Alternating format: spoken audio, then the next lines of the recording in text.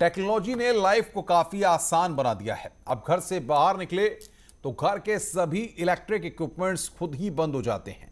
बाहर कहीं जा रहे हैं तो आपकी कार में लगे सिस्टम खुद ही बता देते हैं कि इस रास्ते पर ट्रैफिक है, उस रास्ते से चले जाइए।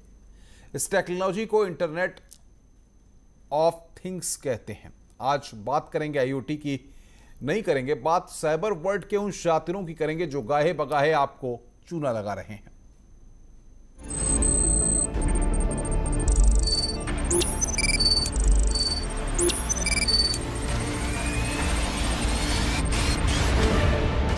मतलब 10,000 से भी ज़्यादा निवेशकों का इसमें पैसा गायब होने की आशंका है।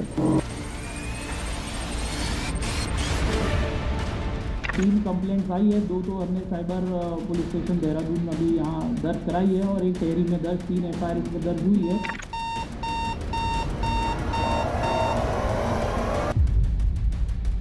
चाइना से जुड़े हुए कुछ लोग, कुछ चाइनीज लोग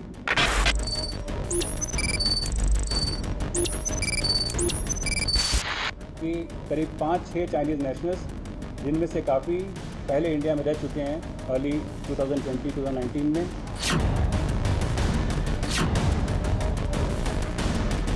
सारी मोडस ऑपरेंडी है, इसकी पेचीदगी जो है बहुत ज़्यादा स्तर पे है। कई 100 करोड़ रुपए का इसमें घोटाला होने की आशंका है। एक और चीज़ हमें पता चली कि कई ऐसे लोग उनके लिए काम कर रहे हैं जो ओरिजिनली इनको नहीं जानते हैं।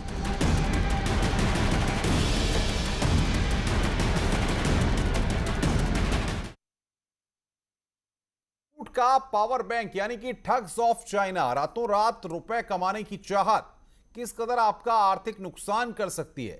क्या आपने कभी इस बात को सोचा है? क्या संभव है कि कोई कंपनी आपसे कहे कि मुझे 300 रुपए दे दो, 2 महीने या 1 महीने के अंदर ये रुपए दोगुने हो जाएंगे, यानी कि डबल हो जाएंगे। सुलझे हुए लोग कभी यकीन नहीं करेंगे कि कुछ महीनों में रुपए डबल या 50% हो जाएंगे। लेकिन बावजूद इसके करीब 5 लाख ऐसे लोग हैं जो इन शातिरों के जाल में फंस गए और रुपए गवा दिए। ठगी का ये पूरा खेल ऐप के जरिए हो रहा था। 2, 1, 0। जैसे जैसे नई तकनीक का आविष्कार होता गया, वैसे वैसे अपराध और अपराधियों का तौर तरीका बदलता गया। टेक्नोलॉजी ने एक ओर जहां जिंदगी को आसान बनाया, तो दूसरी ओर अपराध के नए तरीकों को भी इजाद किया। हर कदम हाईटेक होती दुनिया में अब अपराध और अपराध करने के तरीके बदल रहे हैं।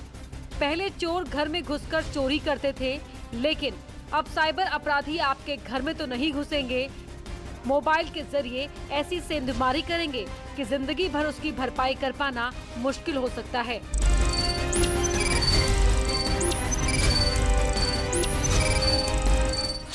दिल्ली पुलिस की गिरफ्त में खड़े ये वो शातिर हैं जिन्होंने हिंदुस्तान के कितने लोगों को चूना लगाया है।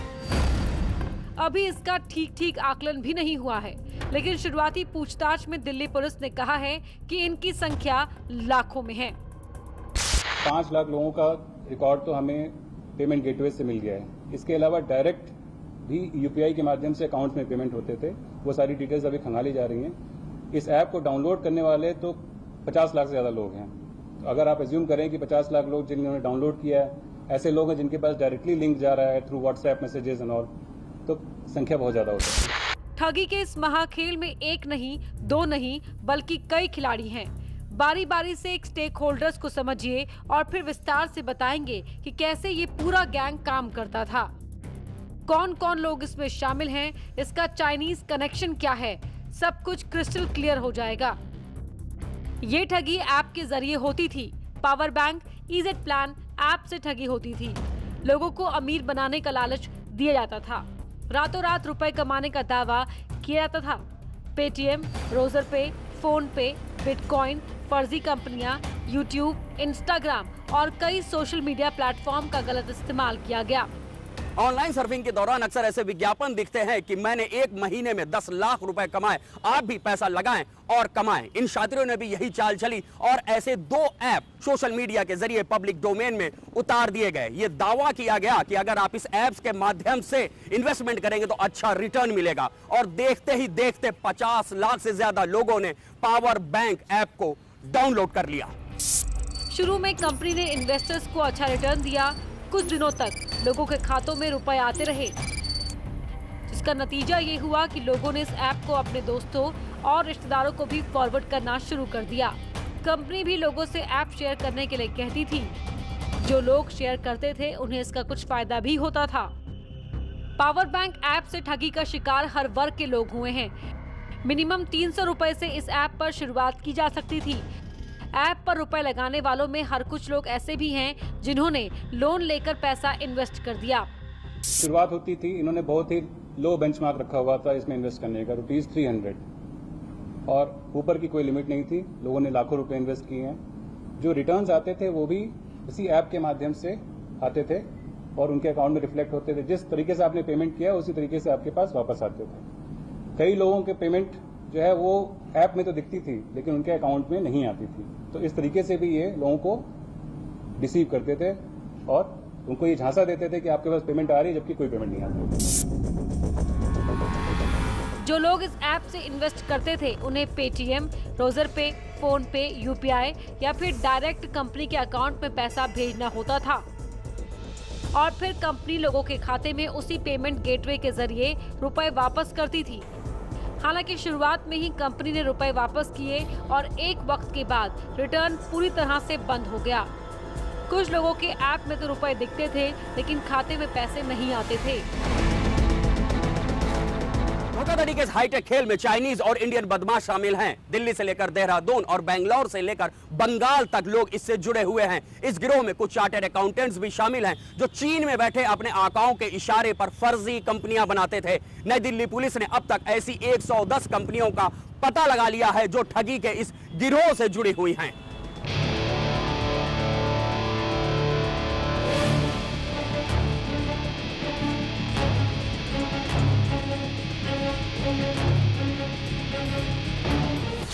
दिल्ली पुलिस ने इस केस में 9 गिरफ्तारियां की हैं, जिसमें 2 चार्टर्ड अकाउंटेंट हैं।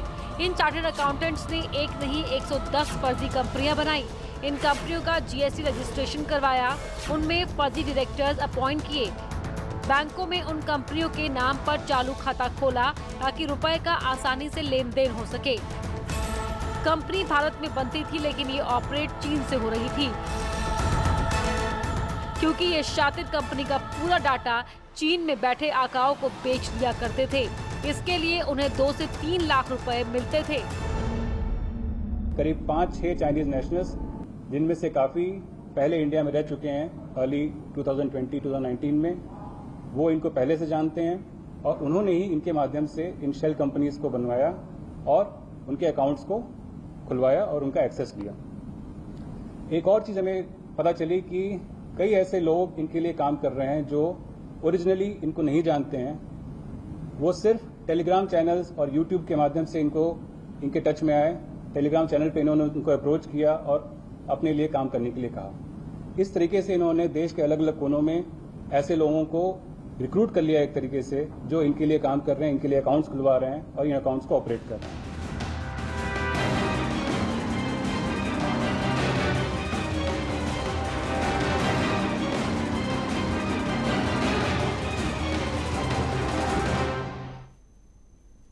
तो ऐसे जालसाजों के चक्कर में फंसने की आपको जरूरत नहीं है। सावधान रहिए, सतर्क रहिए और कहीं भी इन्वेस्ट करने से पहले या इस तरह के धोखे वाले ऐप्स से सावधान रहिए, सचेत रहिए। रुक रहे हैं ब्रेक के लिए, जल्द हाजिर होते हैं।